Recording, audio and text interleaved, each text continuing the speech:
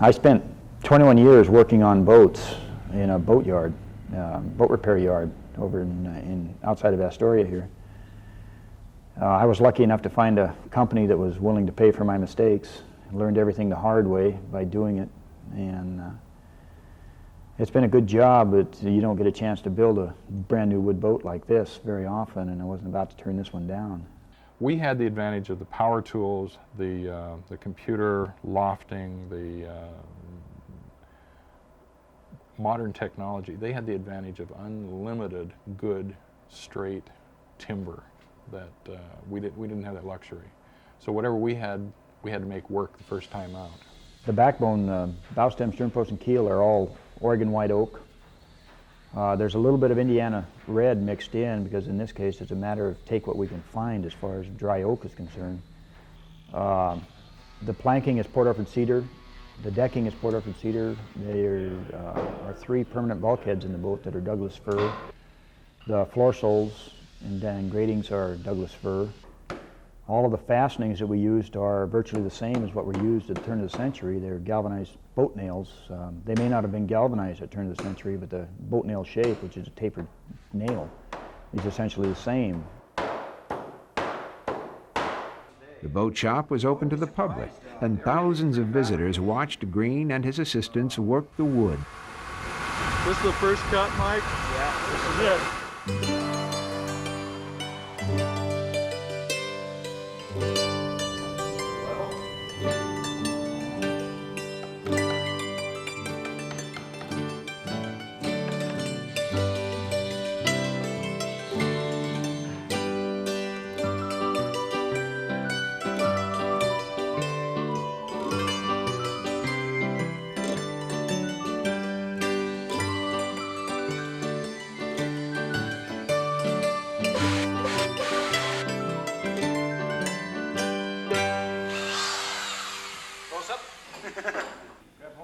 Green and his volunteer assistants bent the boat's oak ribs using an age-old technique.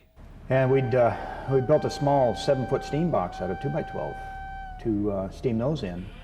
We would steam around anywhere from 8 to 10 at a time and pull them out one at a time, nail what we call a bending strap, which is nothing more than a piece of flat steel flat bar.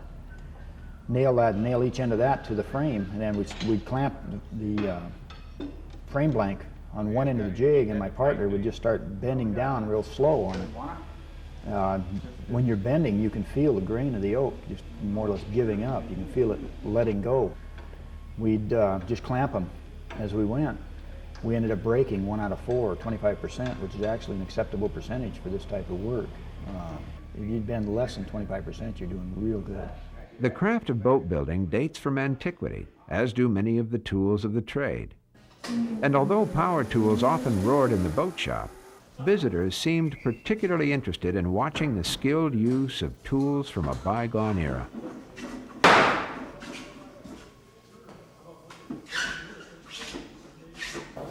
You end up having to do things that they did, even if today that's not accepted practice. Yeah.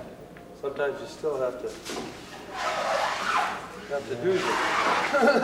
I have gotten a wonderful group of volunteers together. I didn't do it, they just came in and volunteered their time. And probably the first one would be Leonard Vernon, who was here from the very start of this project. There's Mike Soderberg, who one of the originators of the project, is our major cleanup man and just promoter, if you will. Jim Maher, who is a retired Coast Guard man. He comes in a couple days a week, and he's very, very intelligent, very good at telling people what's going on here. Primarily, I want to mention Ron Baldwin, who's been coming in for about 4 months now. He's probably got 400 or 500 hours into this project, been working for nothing as my assistant.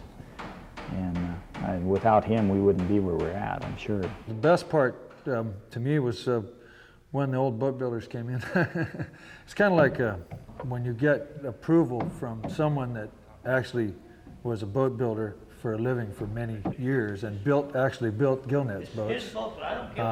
And you can get what you feel or is or isn't approval from those guys, and then there's Can't get anything better than that. Victor Carlson and Lisette Haglin, whose father drew the original line drawings after which the replica was modeled, were young children when their father sailed a gillnetter.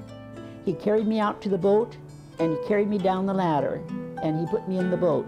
And him and his boat puller were there, and I remember them rowing.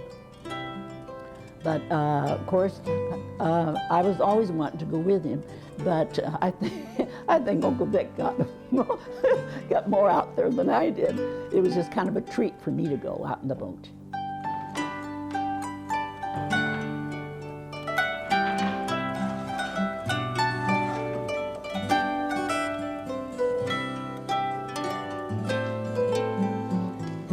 I remember when I was probably 5 years old when Mother took me to Astoria from Seaside, and I looked out over the Columbia then. All of the boats then, I think, were sailboats. I don't think there was a motor in them, but there they were like butterflies just out over the water.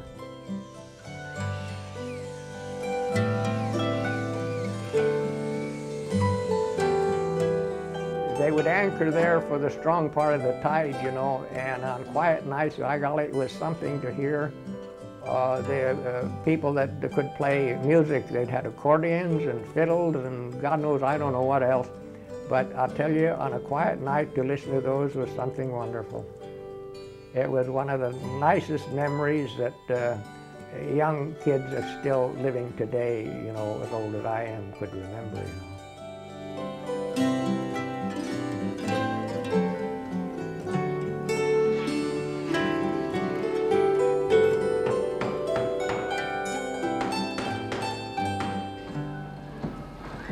Looking like a good mouthful of dust.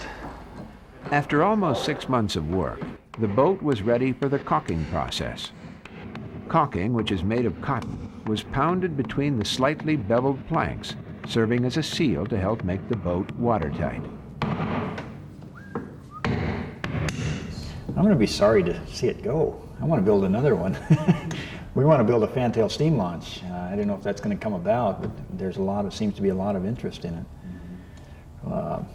We're working on it, you know. I'll probably go back to working on slimy fish boats for a few months anyway, and see what happens. I have other jobs to go to if I want to. It's just a matter of whether I want to or not. No, I'm going to hate to see this thing go. I'm going to miss it.